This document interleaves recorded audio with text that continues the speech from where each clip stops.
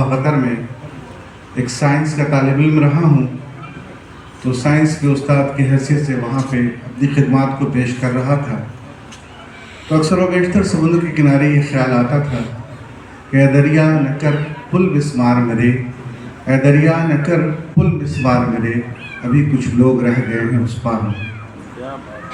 اس بات کو ذہن میں لینے کے بعد آپ لوگوں کی تمام دعائیں ساتھ رہیں، اور اتفاق ایسا رہا کہ ماحولیات پہ تھوڑا سا کام تھا ہمارا، جس کی وجہ کر مجھے یونائٹڈ نیشن انوائرمنٹ پروگرام میں نمائندگی قطر کا کرنے کا موقع ملا، اور کم و بیش تقریباً 26 ممالک بغرض ماحولیات اور سائنسی ایجادات پہ جو کانفرنسز ہو رہی تھیں یا تعلیم کے ایجادات پہ، تو اس میں موقع ملا۔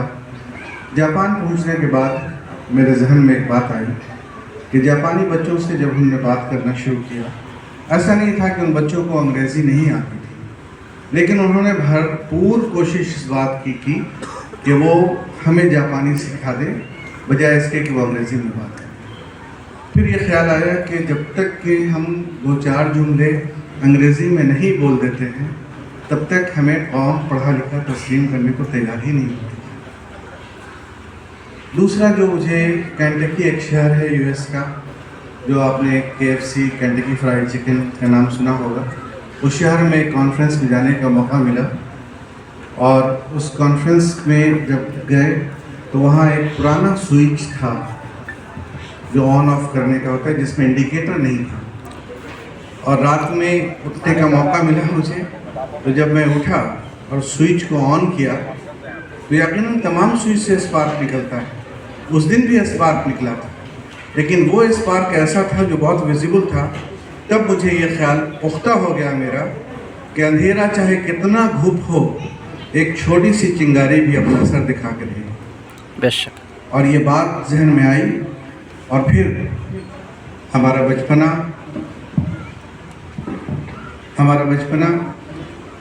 اور ہماری تمام تر وہ جبلتیں، بڑوں کا جو شفقتانہ تنبیہ کا طریقہ، یہ سب یاد آیا۔ تو ذہن میں بات آئی کہ کاک بھی تم لوٹ کے آ جاؤ وطن کو، کر دو ادا و قرض جو ہے تم پر چمن کو، خاموش حویلی اور دریچوں کی قسم ہے، آ جاؤ کہ تمہاری ماں کی آنکھ آج بھی نہیں ہے۔ اس سوچ نے مجھے واپس لوٹایا، اور مجھے ایسا لگا کہ ایک وقت ایسا بھی تھا نا، جب دروازے پر اگر کوئی دستک دیتا تھا تو ماں کبھی بھی بنا اس کو کھلائے واپس نہیں جلاتی تھی۔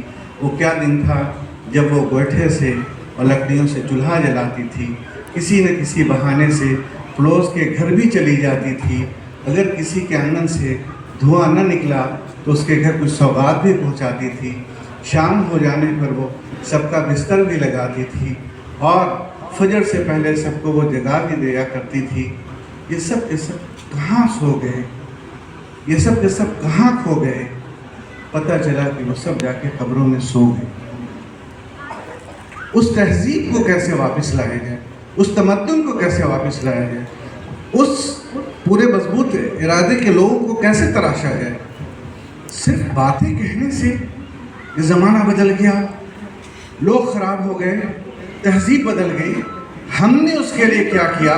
یہ ایک بڑا مسئلہ میرے سامنے تھا، اور پھر ایک ارادہ مضبوط کرنے کے بعد الحمدللہ جس دن میں نے بنیاد رکھی تھی، اس دن کائنات انٹرنیشنل اسکول ضرور تھا، لیکن اس کے ساتھ جامعہ کائنات جڑا ہوا تھا۔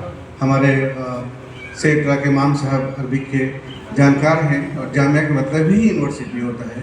اس کی شروعات میں بوڑا بچھا کے پڑھانے والے پہلے استاد تھے جناب حافظ امداد صاحب۔ فکر لگاتار چلی، پیچھے بندھے ہیں ہاتھ اور شرط ہے سفر، کس سے کہوں کہ پیر کا کانٹا نکال۔